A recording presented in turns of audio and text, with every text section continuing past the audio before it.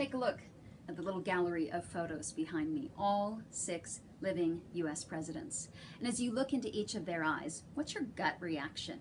Now hold that, because I really don't want to know what your gut response is, because that is typically a raw reflection shaped by our political and world views of the time.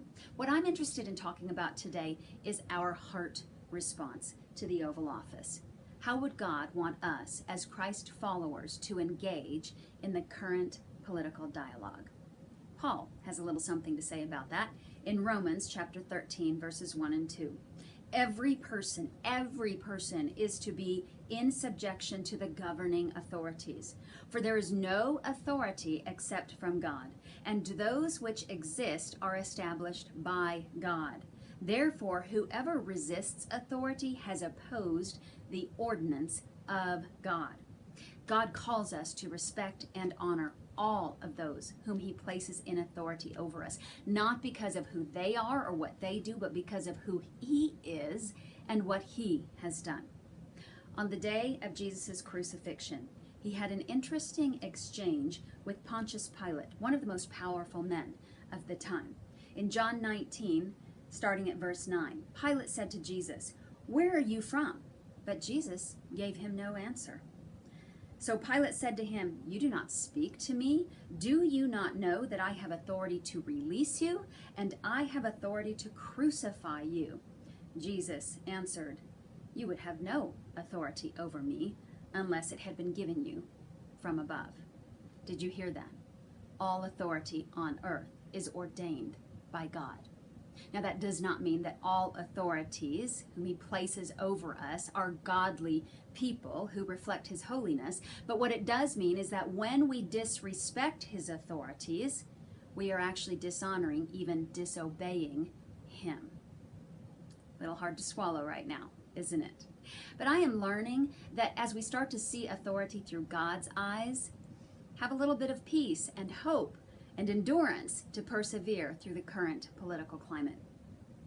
In Luke 7, we learn about a Roman soldier who would have been considered defiled or unclean in Israel at that time. And while the religious leaders, the Jewish religious leaders, were persecuting Jesus, this man, this Roman soldier, actually put his confidence in Jesus and his authority even over life and death. This man sent word to Jesus asking him to heal his servant who was very sick. He says, "I'm not worthy to come to you, Jesus, but just say the word and my servant will be healed.